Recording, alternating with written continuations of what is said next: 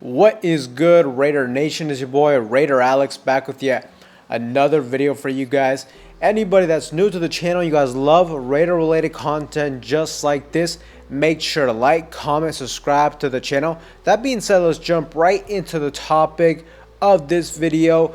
The Las Vegas Raiders lost their 10th straight game on Monday Night Football against the Atlanta Falcons. And just in general, this was a terrible game from both teams. Bad football game in general. Bad play from both offenses. And, you know, the Raiders offense in this game, boy, that was a terrible performance out there. Just a terrible game on the offensive side of the football. Once again, the run game was non-existent. This was Desmond Ridder's first start. And to me, the Raiders offense was super conservative.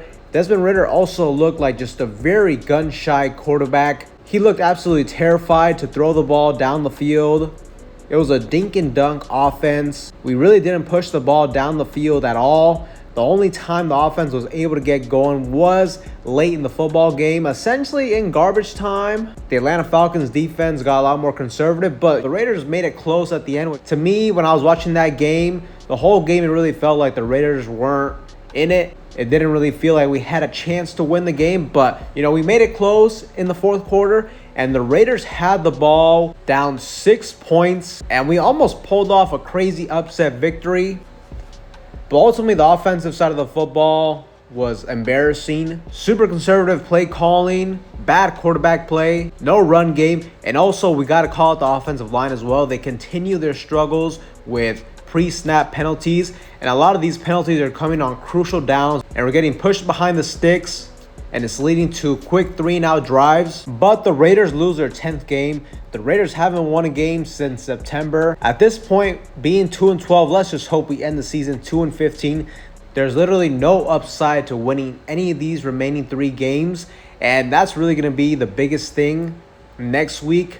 And currently the Raiders have the #1 overall pick, and there has been some controversy and some mixed reporting on this whole situation between the Las Vegas Raiders and the New York Giants, who actually has the #1 overall pick if the season ended right now. Recently, Field Yates came out with the updated NFL draft order, and he had us at the #2 overall pick. But Tankathon, they currently have us at the #1 overall pick. Now, you know, I've been kind of going back and forth on this. I've always thought it was due to strength of schedule. But, you know, according to the NFL, you know, I'll put the screenshot up here. And I'll also put this link in the description box if you're interested to fully read the entire article. But this is directly from the NFL. But based on this, I interpret this as, you know, the tiebreaker is going to go to strength of schedule. But it is also interesting because the way they word it, it says strength of victory. So I'm not sure exactly what that means. Do they mean the strength of schedule? If it's based off of that, then Tankathon is correct. We should have the #1 overall pick. But when I read strength of victory, I don't know if it means, you know, going based off the wins that the Raiders have and the wins that the New York Giants have.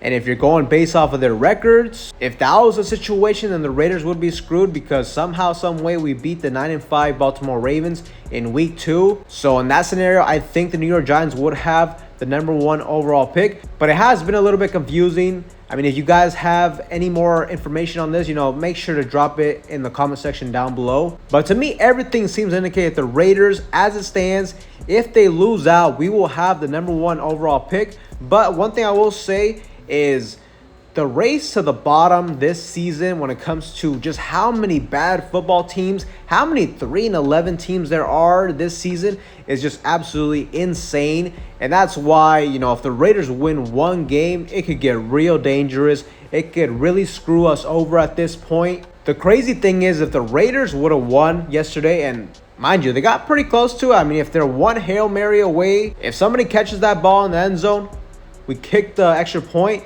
and we win the football game, instead of being the #1 overall pick, we would be the #7 overall pick. So talk about a massive swing just based off of one win alone. And that's really where the next game at Allegiant Stadium against the 3-11 Jacksonville Jaguars, that's going to be the ultimate tank bowl. And honestly, I'm kind of nervous about this game, man. The Jacksonville Jaguars are a pretty bad football team as well. I mean, we also are as well, but I mean, one thing is, according to Raiders Resistance on Instagram. If you haven't done so, make sure to check them out.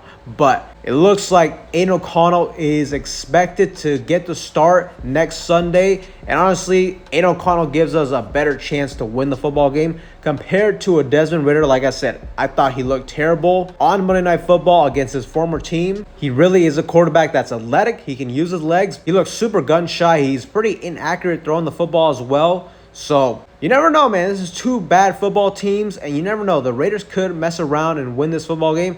And if they do so, that could really hurt our draft stock. That could really hurt our chances to get either a Cameron Ward or a Shedeur Sanders in the first round. But ultimately, we will see how that game pans out. We need to find a way to somehow, some way lose that game. And the last topic I wanted to bring up is, what is going on with the Raiders? What is going on with the players specifically?